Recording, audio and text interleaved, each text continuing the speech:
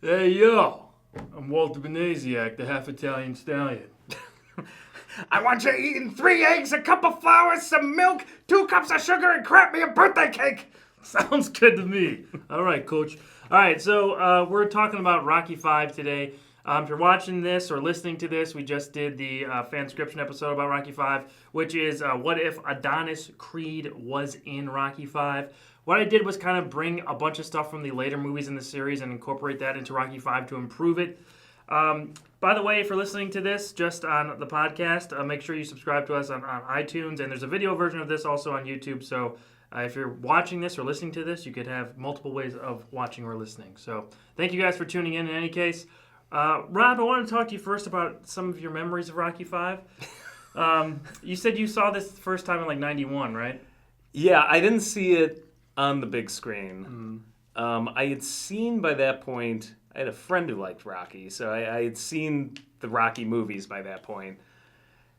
I don't know, I think it was because my parents didn't give a crap about the Rocky films, and since they were the ones who were taking us to the cinema, because I would have been 10 in 1990, maybe 11, depending on when it came out. I just never saw it, so I saw it with another friend on home video back in the days when you could rent movies. And just pretty bored. Yeah. I mean, I liked... So here's the thing. As a kid, some kids really respond well to the Rocky movies. Some kids don't. As a kid, I liked Rocky 1 enough and 2, but as a kid, like Rocky 3 and 4 were the ones, like in Rocky 4 in particular. For sure. It's basically a cartoon. It's aimed... We've had this discussion before. So as an adult, I think Rocky 1's the best. And most people hands do. down. Right. But so I saw it. We were just kind of like bored, and I remember like kind of half doing other things. Like we were like playing with Legos or building something. I don't know what we were doing. Turn this but off, Tommy Gunn. It was just like this I think is we were reading. trash. We were like reading comics or something, and Yeah. only half watching it. So I didn't see it again till Doug got in to the Rocky movies. Not really hardcore, but he hadn't seen them really, so he's like, "Oh, watch this." I think he was in high school. I was either a senior in high school or was like a freshman in college. That was the last time I saw it, and my impression didn't change much. I appreciated the dramatic elements more because I was like an adult. Yeah. And so as somebody now who is like grown up as a teenager, was like, oh, he's like trying to connect with his son, and I get that. As a kid, that was like kind of just over my head. Right.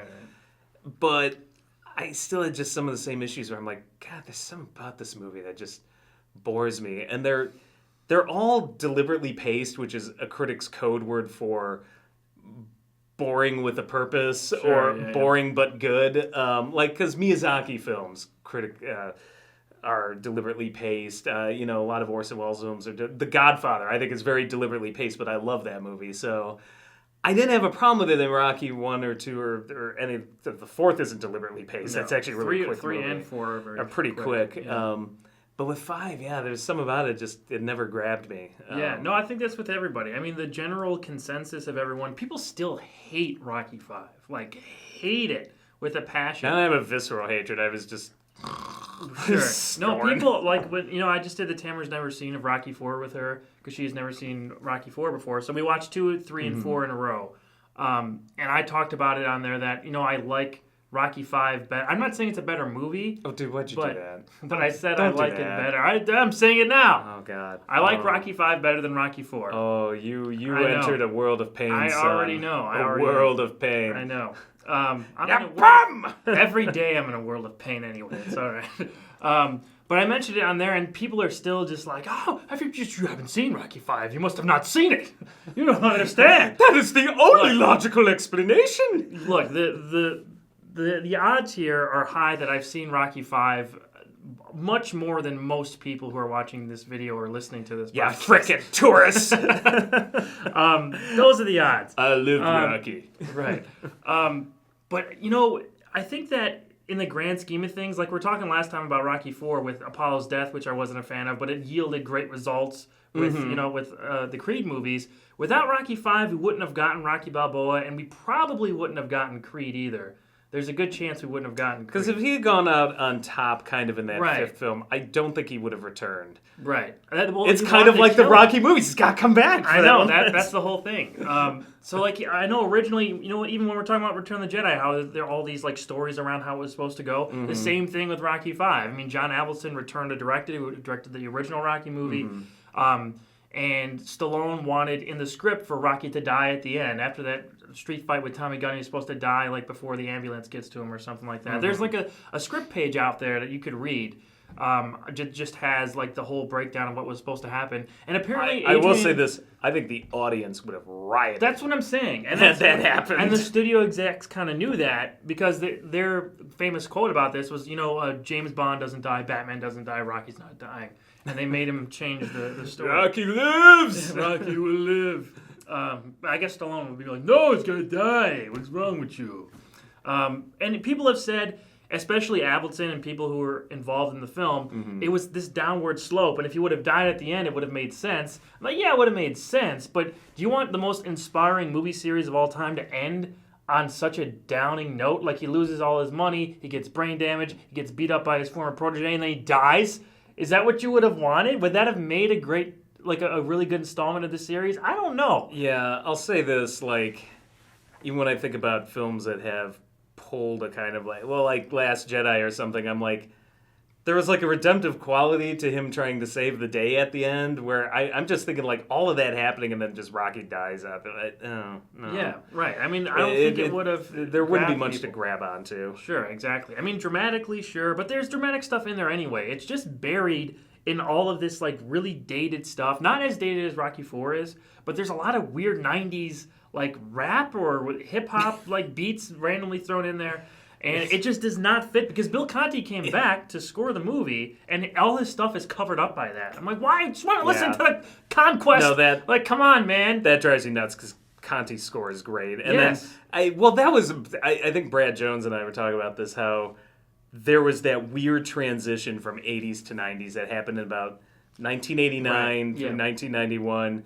You can see it in Ghostbusters 2, where all the rap got brought into the soundtrack. right. You can see it at Addams Family, where they had the Addams Family rap at the end of the movie, and you're like, what? Everything and like happened. that was just in all of a sudden. Yeah. That lasted for a while. It was only, I think, at the end of the 90s, I think it's starting to die out again. Yeah, but that was definitely a part of a lot of soundtracks, and especially in this one. But when the score is not being interrupted, or when, Take You Back, which is a great song from the original one by Frank Stallone, is not being remixed into a weird thing, the score is really good. There's a really, I listened to the soundtrack while I was writing this on YouTube and stuff, and there's some really You talked good about parts. that intro, and absolutely. Yeah. That, Oh my God, I love the intro. That was one of the memories I had from seeing it as a kid. Is I remember loving that opening credit sequence. Where I was like so psyched good.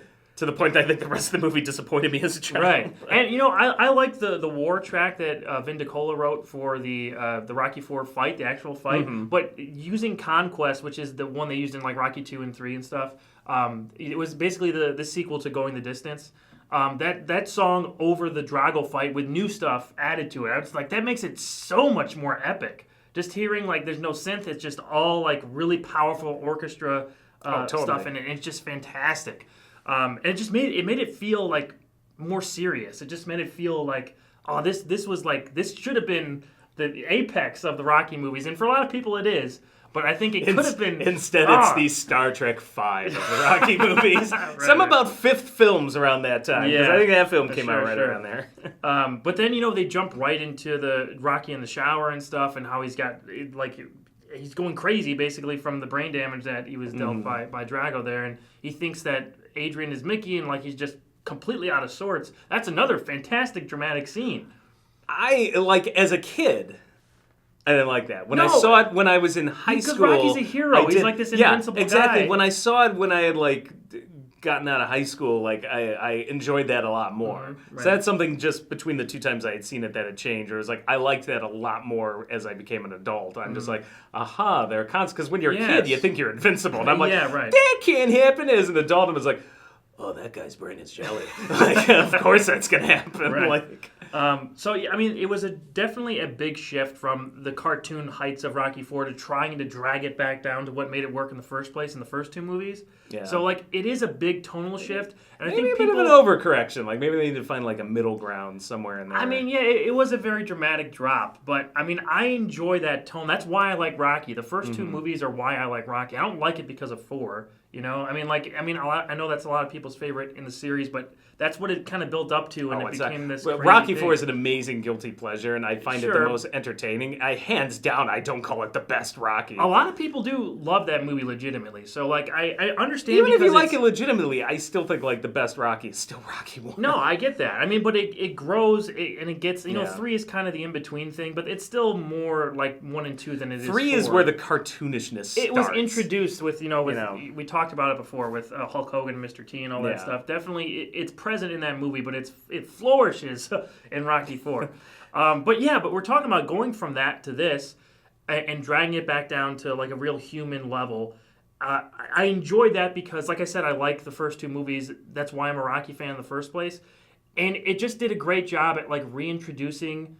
I thought it did a great job at reintroducing Rocky to his origins and stuff. And, you know, the reason for him being there, the losing the money thing, was always just like the most over-the-top explanation about how Paulie... So this is what I gather, this is what happened. Paulie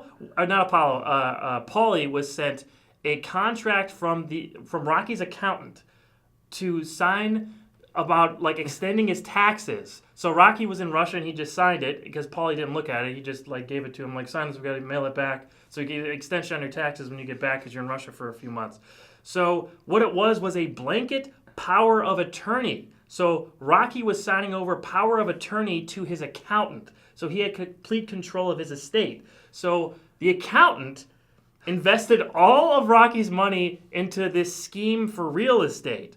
And he thought that he could flip the money and get all of Rocky's money back and make a super fortune for himself before Rocky returned from Russia. But the market dried up, and he lost all of his money.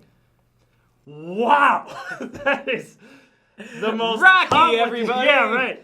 The most complicated, overdrawn-out thing. Like that scene with them in the and yet, attorney's office. honestly... my Lord! In a bizarre way that felt somehow real to me. I was like...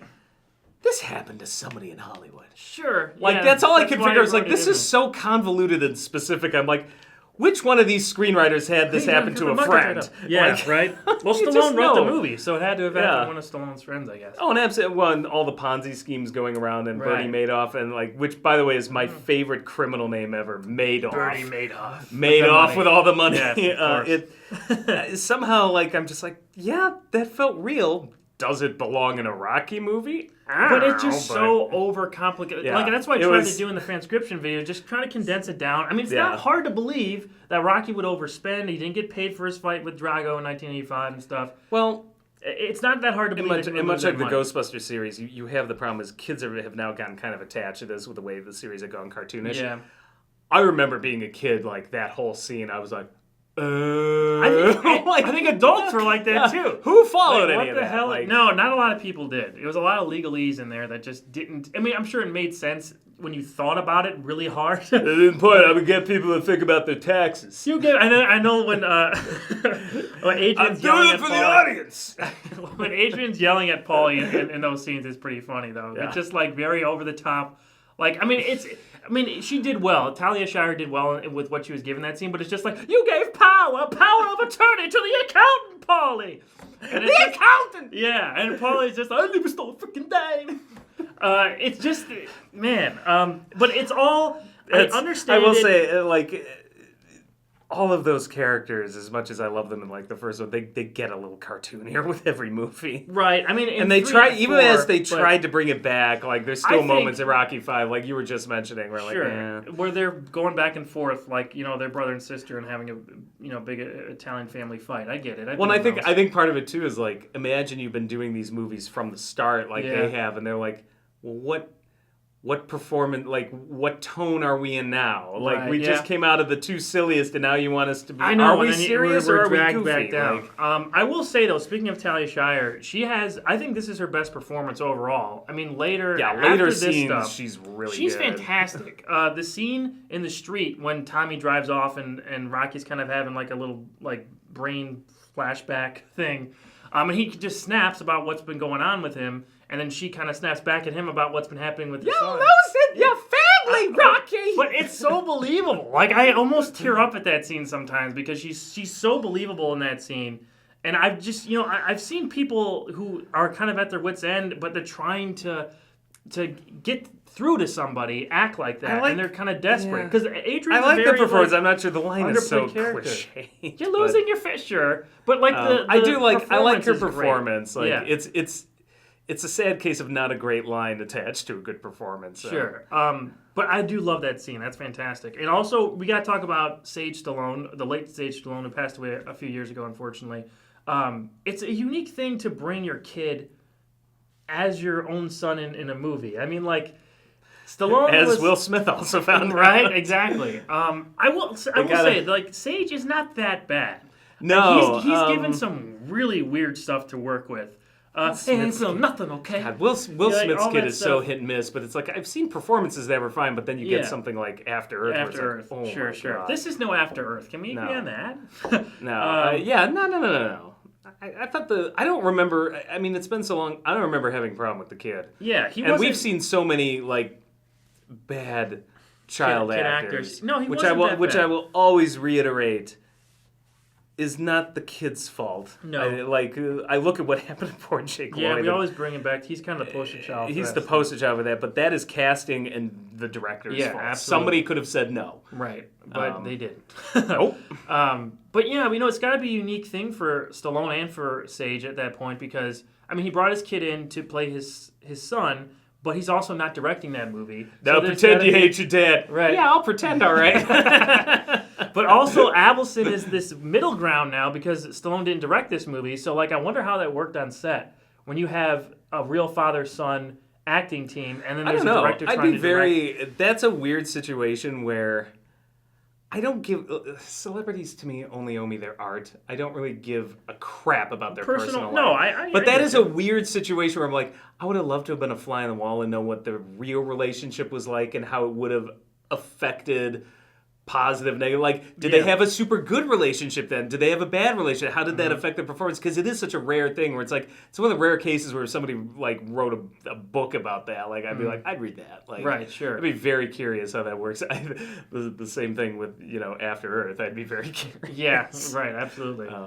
Yeah, but their relationship in this movie is the thing that I find most interesting, and that's kind of what I wanted to expand upon a little bit in the FanScription video. I didn't get to go off on it as much as I wanted to. That video is already over a half hour, unfortunately, because I had to carry over stuff from Rocky How IV. dare you be passionate I about know. something.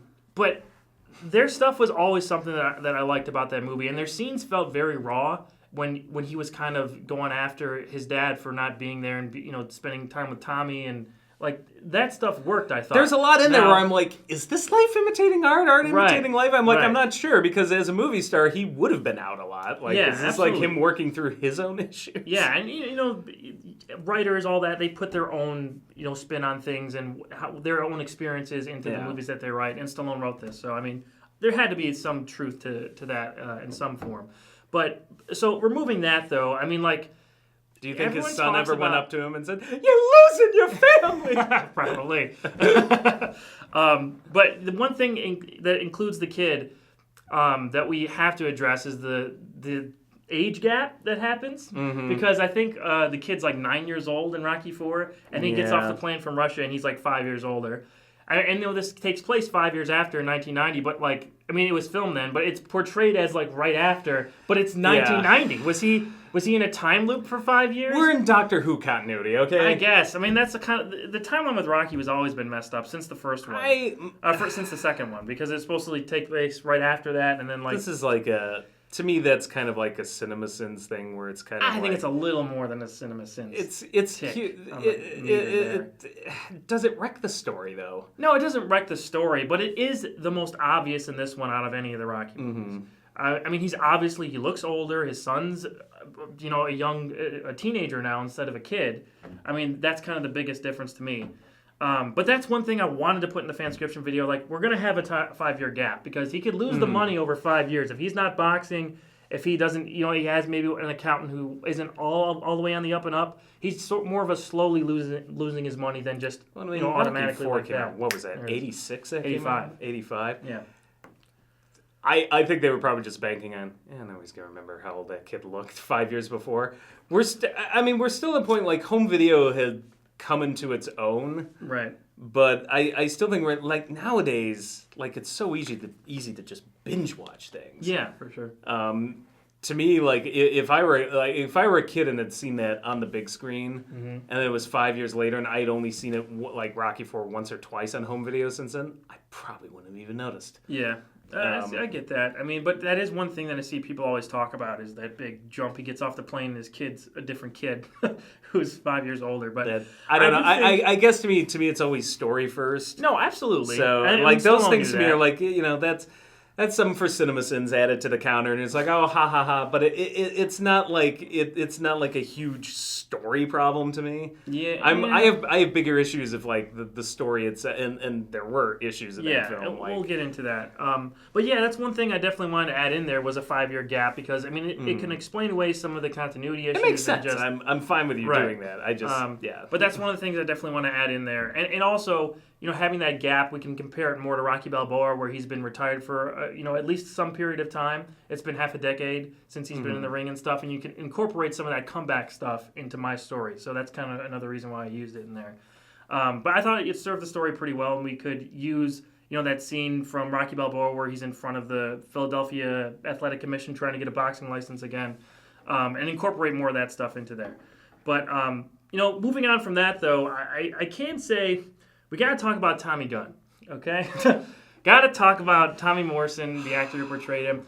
By the way, if you haven't seen this, there's a fantastic 30 for 30 ESPN documentary that came out like 6 months ago about Tommy Morrison. I think it's just called Tommy, and it goes back, all the way about his whole life, talking about his upbringing, and he had a really troubled life. And going through Rocky V and then his death, just I think like 2013 or 2014, he just passed away. So. But he was diagnosed with HIV like right after the Rocky V came out or something like that. He was a real heavyweight champion in boxing. He beat George Foreman for the WBC championship, heavyweight championship. I think after Rocky Foreman V got came grilled. out. Sure, hilarious.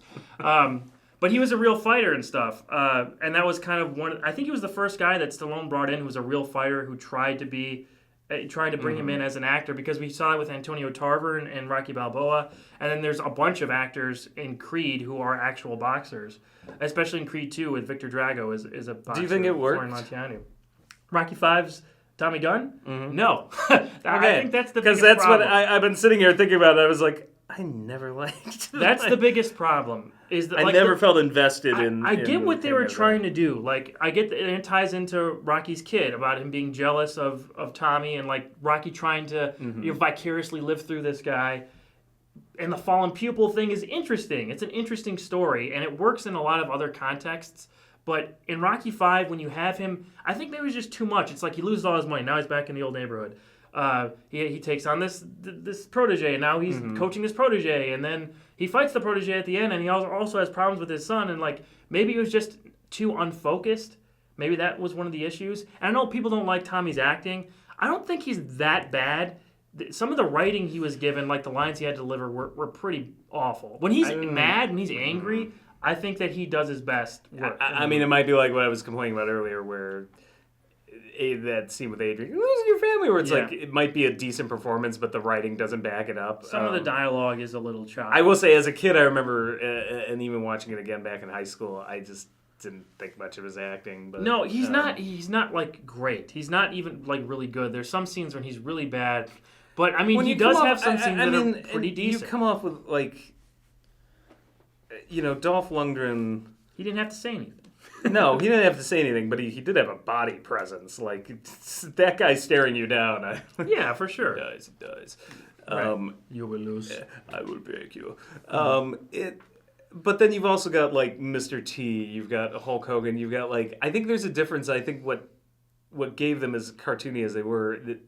a bit of a bonus is they're entertainers. Yeah. Like, there was more to the performance to kind of chew Absolutely. on. And I'm not saying you had to go complete cartoon. Right. They were trying to play that up with Apollo Creed is another one where, like, I feel like all of the acting had a quality. He was rounded out later. He was rounded out later, but all of the acting had something that you could kind of chew on. Right. Whereas in Rocky V, it's just like, I couldn't even remember. I had a hard time when I was thinking, I was like, was the villain in Rocky V until I saw your video and I'm like, oh, that's right, I forgot. Like, and so Tommy I literally, the Machine Gun. Now, to be fair, like when I say I was a senior in high school or something, that's like 1998, so that's 20 years ago. So I'm like, you cut me some slack because I'm sure people would come and say, how can you forget? But it didn't leave much of an impression on me. No, I mean, and I understand that. I mean, but the real guy who was over the top and got to chew on all that stuff was Duke. George Washington Duke. He was amazing. Yeah, he's great. I remember both times watching that movie. He was the thing that I love most about the film. I mean, he's not focused on as the main villain. It turns into Tommy later, but that's what I try to do with the FanScription video is he's the villain. Like, he's the guy. And I loved that change because when I watched the movie, in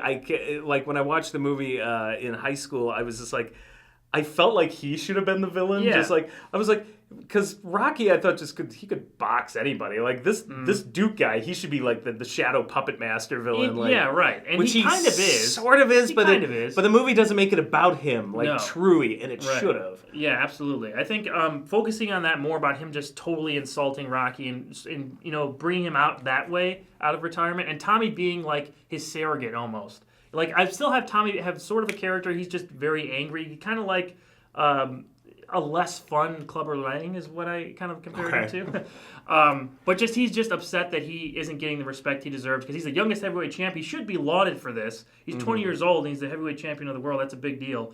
But he's still the Rocky shadow is still over like all of boxing because boxing is like how it was in Rocky Balboa where the division just sucks at that point. That's what I kind of wanted to put into this. So he does have a vendetta against Rocky still, but the main Duke villain playing is both sides when he like starts out. He's like, he may not be as good as Rocky Balboa now. Yeah, right. But someday he might be able to finish. So that's gonna piss him off. Yeah, right. Exactly. Exactly. Because he doesn't really care about him. We see him playing both sides, and he really only has his best interests at heart, not Tommy's. So.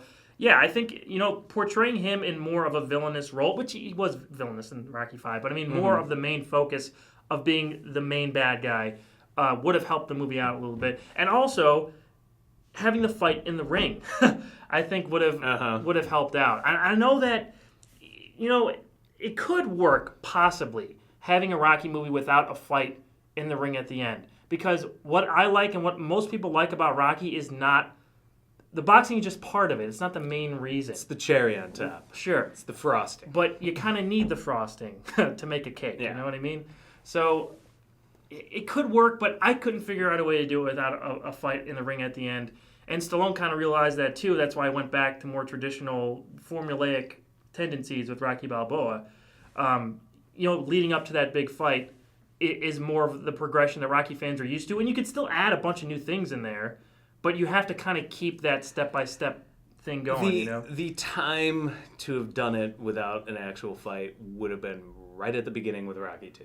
Yeah. Like, you had that one small window where it's just like, okay, are we going to change the formula? Or are we going to do the same thing again and again? And what happens is they got pigeonholed where they did this 1, 2, 3, 4 times in a row. Yeah. And that's the thing, like, the later ones... It's never going to quite be Rocky 1, which just felt kind of fresh and new at the time. It's like, now we're in the formula. That's okay. Like, it doesn't have to be, it doesn't have to be the world's greatest art film now because we are pigeonholed into this and people look at it as like, inspirational stories. Like, I'm okay with it. But the thing is, like, 5 was not the time to be like, that's it, we're going to switch everything. It's like you had your window and you missed it. Yeah. Now everybody's used to this. Like, you can claim 04 is way too cartoony, so let's bring it back. But you still got to adhere to some formula. That's what the people expect now. Exactly. Yeah, so, I mean, having that fight in the ring at the end, And like I said before, incorporating that sort of Rocky Balboa tone of the big comeback, kind of, I think would have been fantastic in Rocky 5 if they would have taken that angle on it, you know? I think people would have been into it more. I don't watch that movie. Yeah, so, I mean, yeah, that's just part of it, though. I mean, I would have watched that movie multiple times, because I Yeah. watched the other one. Right. But only twice. Only twice. Just The to original see if it Rocky got V any was twice. better. I will say, you know, I pointed out some of the acting, and this is really strong with Talia Shire, and even with Sage and Sylvester Stallone in a couple of those scenes. But I think one of my favorite Rocky moments, period, if I were to make a top 5 best Rocky franchise moments, the flashback at Mickey's gym Yes. would be in that top 5. It wouldn't be number 1. Get up! It would be in that top 5 video if I were to make it. It's just perfect. Like, how it looks, like how it's shot is just gorgeous. Him getting out of Andy's bar and seeing Mickey's gym, it's all dilapidated and stuff when he goes inside. And just, it's all gray and blue, and like the colors are great. And then we get that flashback. I love we have just the static shot, and then we just fade in on, you know, when the ring was upkept and everything, and he's training, and like fantastic lighting in there. And Burgess Meredith, what a fantastic idea. Burgess Meredith. I know he's great. And just to bring him back for this movie was a great idea. It sucks that it wasn't, the movie surrounding that comeback sort of with him wasn't better, you know, because I think people would have been talking about this more if the movie was better, because he's great in that scene. He's so good.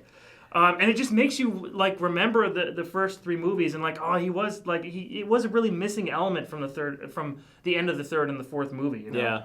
Yeah. I just love that scene so much. There's so much to that. And, you know, Stallone doesn't, he's just reacting. He's just, you know, looking without many words. I think he just repeats a couple things that Mickey says. And That's there's just most like, Rocky movies. Right, sure. But then there's just like a single tear that comes out at the end, and just that scene is like pretty much perfect. If you were going to take that angle on Rocky in terms of bringing him back and everything, I love it. So that's one thing that I draw from it that I will not apologize for liking, is that scene. It's just fantastic. But moving on from that, you know, I had to bring in my Rocky IV changes into this, because this is a sequel to my Rocky IV changes. So Apollo is still alive in my version. Sure. That's fair. I had to bring Apollo into this. He's still obviously in the wheelchair and everything, so that I had to incorporate into the story. And the title of the video, the thing that I think people would be most interested in, is if we brought Adonis into this. He would be about 4 years old at this point. I loved that you tied it into Duke being a douchebag. Yeah, him just kind of you brought all of those plot threads together by Yeah. him trying to out Apollo and you know, Adonis being his son, and you know. Right, he's trying to jar not just Rocky's pride, but Apollo's pride, because if he can't get to Rocky, he's going to get to his friends to get to Rocky. Exactly. So, I thought it was brilliant. It makes him more of an interesting villain. Yeah, for sure. He's just super slimy, even slimier than in the original movie. So, but yeah, the scene where I have them meet, you know, I drew a lot from the first scene from the first Creed film where Marianne meets Apollo's son, Adonis, and everything in our introduction. So it's kind of that similar thing, but he's a lot younger in this version, so he's a little bit more innocent, but still kind of this angry kid. And Apollo has to, you know, reconcile with this mistake he made in the past, and I wanted to hammer home that he's still paying for the mistakes he's made before, for his arrogance and everything that happened before the Rocky IV fight. And that's just another mistake that compounds on top of him being paralyzed. And he admits that was his fault. He should not have taken that fight. He took it too lightly in the first place, and he didn't know anything about Drago going into it. So he's still paying for his past mistakes, and how he reconciles with that and how he gets past it, I think, would have made a really interesting story to see. And it's a counterbalance to Rocky reconciling his own relationship with his son. Exactly. So you got these dueling, you know, parallel stories. father-son relationships. With two women also who are just like in the thick of it, just like, spurned. what are you... Right. I would have had, you know, this would have been a long movie, I realize that. This would have been like probably the length, maybe Creed 2 is about 2 hours, 10 minutes. I think that would have been about this to fit everything that I wanted to fit in there. I mean, because just me explaining it's a half hour. So it probably would have been around 2 hours and People change. sat through 9 hours of a couple of short guys throwing a ring in a volcano. So well, that's true. I think you could. Are you probably comparing Stallone's amazing writing to Tolkien and everything with Lord of the Rings, Rob? Is that what you're doing? I'm not comparing. Are you saying Stallone is a modern Tolkien? I'm not comparing Rocky V But yeah, I think Rocky is an exceptionally well written film, and I have always defended Stallone as he is a good writer. Being under. And he also had a like lot to do with the First Blood, for the first Rambo movie. Yeah, which is a great movie. The first Rambo movie is a great movie. Over time, because of his mistakes, I think there was a backlash, and I think it got to a point where even now, maybe I think he's kind of underrated as a writer. There was a time when like a lot of critics were like, "This guy, like you gotta look out for this guy," and then he had a bunch of missteps and stuff. It was a bunch of bad Alley. People forgot. Fist was pretty decent. I think when he's on, he's really on. I think he's an incredible writer. Yeah, he's been trying to write this Edgar Allan Poe biopic for years. Have you heard about that? I know. I really am curious about that. Me too. Since Rocky II era, he's been trying to get this made. He posted like an Instagram picture recently where he has like the first draft and says like 1979 on it, and now he has a new draft. He's still trying to get it made, and he's like 72 or 73 now, 74. So Stallone's still trying to get that movie made. So I'm curious as well, because obviously I don't think he'd be in the movie. So I'd be really curious to see what take on Poe he would like to show everybody that he's been wanting to for so many years now. Ends with a boxing match with the Raven. Yes! I want to see that movie. I think he's making another Expendables movie, but I'm done with those. The first one was fun because it's just like cool. It's a cool gimmick, but they made 3 more of those. Jeez. They're just They're formulaic. There's an audience for it. That's one of those series where I'm like, it's like I have a the Fast and the Furious movies to me are a guilty pleasure. Yeah, like they're formulaic movies. I'm the audience for this. I like car chases. Like it's like I'm not going to sit here and say it's high art, but let the people see. Fast 5's the best one, I think. That's when they brought in The Rock. Good stuff. It was like right in between. That's a pretty good one. It's right in between the superhero elements, basically in the 6 and 7 stuff, and like the more like street racy stuff in the first couple.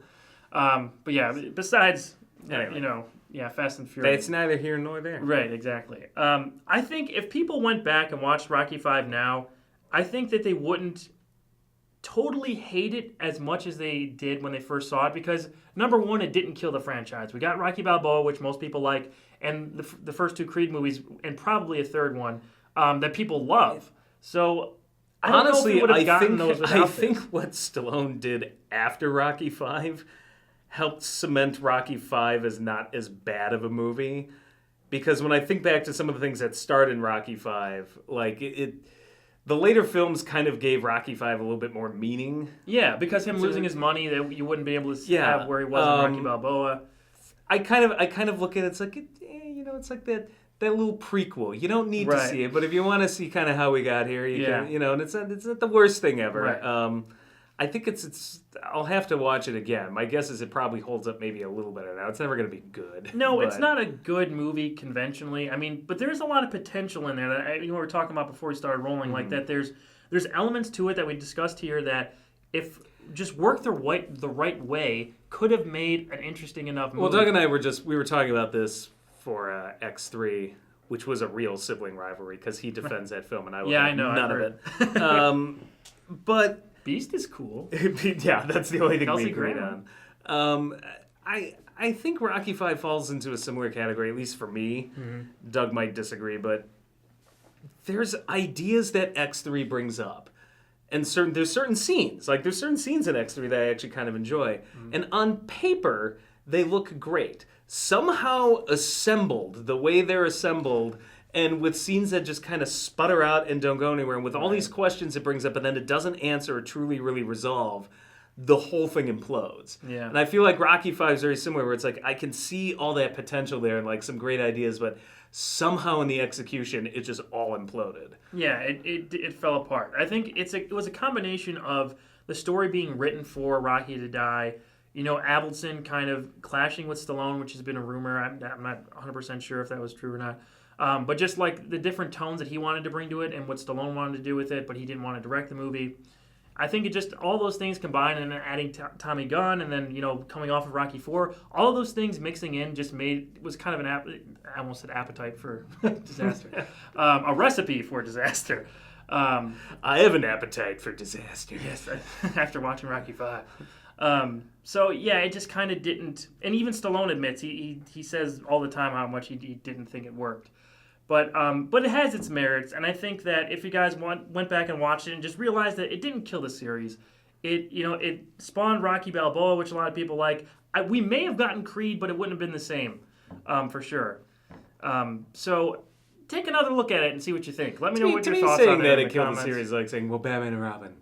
Well, The Batman but series. literally, But now we've got we've got 6 great Batman films or movies. something afterwards. But All there is- of which, 3 of which, 2 or 3 of which could be argued are very good, Yes. and then also crappy ones that we can argue all over again. It killed the series. Right, but I mean, with Batman, there's always going to be another Batman movie. I mean, what was it 8 years, 6 years? 90 when did Batman and Robin come out? 98. 98. Or 97, something like that. But then Somewhere in there. Batman Begins came out in 2005, so there wasn't that long of a gap. Between Rocky V and Rocky Balboa was 16 years. So for a long time, people thought that was the end. That's over a decade and a half. Is that really because nobody would touch it, though, or because Stallone was just like so disappointed with Rocky Stallone V? was trying to make Rocky 6 or Rocky Balboa couldn't get it. since 2000. Yeah, he was trying to make that movie for a long time. Well, I think one of the best things he did was ditch, or either that or the studio, whoever's decision was, is to ditch the goddamn numbers. Yeah, but Brian, well, I guess. I'm not sure. I'm not sure. I like just carrying Yeah. on. Rocky 10, bring No. it. Bring me Rocky 10. I don't like. I like. I'm when not they sure have the Rocky things. Balboa as a title was a great title. But No. the more recent ones I thought have been fine. Creed's a And great title. Creed is Just a Creed. fantastic title. Yeah, that's great. Because what are you gonna do that? Rocky 8, Creed. Yeah, I would have been into it. No, just Creed. You needed that relaunch. Like I get it because it's a spin-off film. It's not a direct sequel. We're following a new main character. I'm happy they ditched the numbers. Sure, that's fine. I mean, It was getting very Star Trek-y. right. Rocky 6, It's the funny. undiscovered country. I know. I was always feeling like this after Spider-Man 3 because I was like, Rocky Balboa was good. Like they redeemed the series. Why can't Spider-Man fix themselves? But they never did that, and they went off with Amazing Spider-Man, rebooted 2 more times. No. Actually, they did do it because Spider-Man: Homecoming and Now Far From Home. That there's no numbers attached to that. So No. that's Spider-Man 1 and 2. But I'm not talking about the Oh, numbers. just I mean talking- quality. yeah. Rocky Oh, Balboa. Like everyone likes Rocky Balboa for the most part. So it's like if you could redeem the series, like why not? I wanted a Spider-Man 4. I wanted them to fix it, but we might do that for July. I think when Far From Home comes out, I might do a Spider-Man 3. I know I've got FanScription. I'm doing Ghostbusters 2. Yeah, I was about to ask you what's the next one. A little Ghostbusters 2. With All right. A little help from Doug. We were kind of brainstorming what we would want to see. He had some good ideas. Sure. Going off of what we already did in our You guys Ghostbusters did it, 2 review. Right, Nostalgia Critic review of that. So that part of the video will be the same because we think it should open the same like we did in that Nostalgia Critic video. Sure.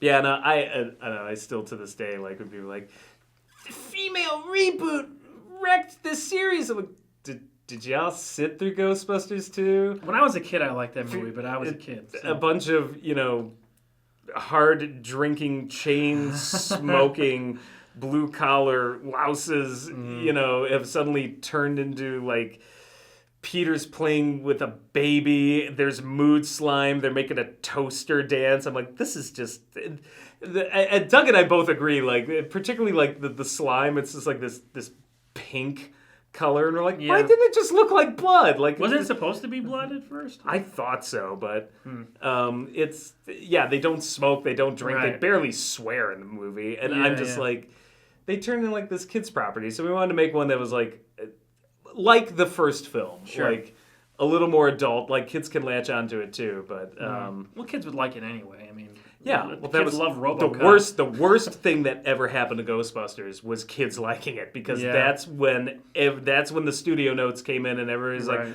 oh, now that kids like it, we gotta like soften it up, and that's why only the first movies really, really stood the test of time. Mm-hmm. Certainly not Ghostbusters 2, which I get it. A lot of people are like it's a guilty pleasure. I love Janosz too. Janosz and Vigo need their own sitcom, but the movie as a whole is not great. And then the reboot wasn't any good, and now of course we're getting. What do you think about that? I wanted to ask. I mean, because I think when that trailer first came out, everyone's like, "Oh, this is done. Ghostbusters 3." But now we know it's following kids, so it's going to be like Stranger Things. Oh, but Ghostbusters. oh my God! When I heard so I can't tell what's what, but one rumor I heard it's kids, so it's gonna be like freaking Stranger Things, and they Right. cast a couple of the kids in it. Or I heard, oh well, they're teenagers.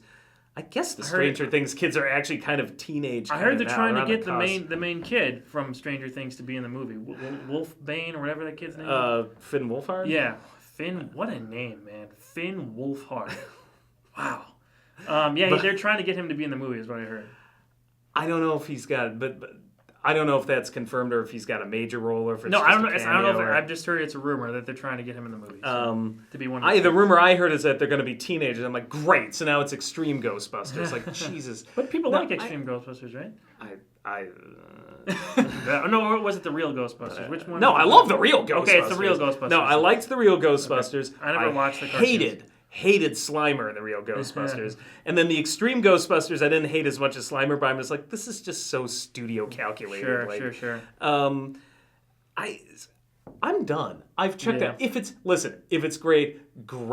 It'll be like in the movie, I'll go to prison. We'll be happy. We'll be quiet. If we're wrong, we're wrong. But this kid's got the brains. And I did like Thank You for Smoking. I've liked some of the things he's done. I like Thank You for Smoking too. Yeah. It's a great Aaron Eckhart. But that's the thing. If there's a studio attached, and I still am looking at it like, and when they're talking about having kids in it, I'm like, lightning struck once, and it's not going to happen again. Maybe I'm wrong. I could be 100% wrong. But so far, lightning has never struck again because everything that made that movie work is gone. They had the freedom and they had the environment to do it. They had a gritty 1984 New York. Right, that was one thing. We can complain about how cartoony and awful the special effects are in the reboot, but the fact that you set it in Times Square to begin with automatically makes it rougher because New York is now clean and like Tokyo Disney or something now. It's you look at that movie that was set in 1984 and it's like New York's grimy. That's everything that made that movie work is just done. And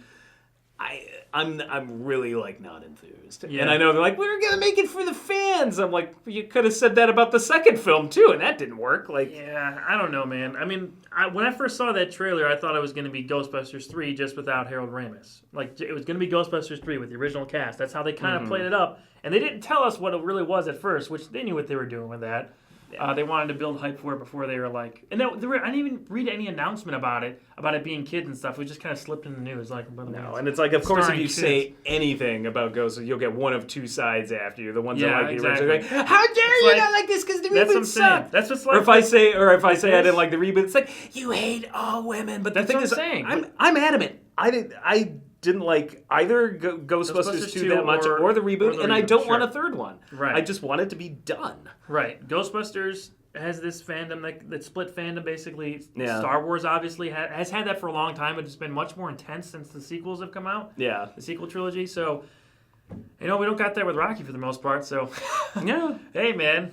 Thanks, Rocky fans. Except for Rocky 5, I guess. But Trek, we didn't have that until much Discovery came out. Everybody's arguing about that shit. Yeah, Well, I think people were starting to get split on the first Abrams movie for Star Trek. So I remember people really being. Oh yeah, the Abrams films. I forgot about that. Yeah, like real hardcore Star Trek fans. I like the first Abrams. I like it too, but I'm not like a gigantic Star Trek. That's what we'll be doing eventually is fixing the ending to Into Darkness. I loathed Into Darkness, and I actually like the third Abrams film. Right. I was a Next Generation fan, so I watched that growing up. I love Next Gen. I enjoy Orville because it's Orville. Yeah, it's like some comedic Next Gen knockoff. But it's entertaining. But. Yeah, I don't know, these Lord of the Rings fandom, that's when I don't think they argue that much. Or if they do, it's about, like, the Elvish language. Right. Like, major series fandoms that don't, like, that for the most part get along. Cannibalize each other. Right. Power Ranger fans don't argue that much, I don't think. I'm just saying. Oh, goody for you! And how was it? Oh, good for you! I'm going to bail out here. I wanted to ask your final opinions, final thoughts on Rocky 5. Anything else you wanted to say, Rob? I like some of the ideas. I thought it had potential. I think it's, since I haven't seen it, I just saw X3, but since I haven't seen it, I don't know if I want to compare it entirely to X3, but I feel it's a similar thing where I'm like, yeah, maybe on paper some of these things look good, but in the wrong hands or executed in a certain way, it did not come together as a whole. Like, for sure. I probably, if I watch it again, I'm going to think X3 is the worst film. But... yeah, I love what you did with the story, and yeah, there's some good acting scenes in it, and I love Duke. Right. Yes. So, but yeah, that was my initial impression. Was it always just kind of bored me, and Rocky as an adult, the first film does not bore me. It is deliberately paced, but to me, it's like The Godfather or any other movie that's deliberate. It's like if you're into it, Godfather comes on. Rocky's very similar. If Rocky comes on TV, if Godfather comes on TV, a lot of movies like that, I'll watch them beginning to end. I'm like, crap! Now I gotta watch it till it's over. Even though I'm sitting there and like it's very deliberate. Like, but it's like I love Miyazaki films, like a good anime. Like a lot of them are very deliberate, but I get sucked into it, and I love it. So. Totally, yeah. I'm pretty much agree with you. I mean, just some of the stuff I connect with in this movie, I just attach myself to, like some of the fighting with the father-son stuff. I mean, everyone can relate to that in some form. Just the family stuff I really liked. And the stuff at Mick's gym, just like that scene alone, I like better than Rocky IV. I'm sorry. Like that's kind of defines some of the Rocky core essence to me. More than I think Rocky IV is the most entertaining of the bunch. It's definitely entertaining. I will say this. I'm not gonna. If you're gonna be like, Rocky I like it more than Rocky IV, I'm like.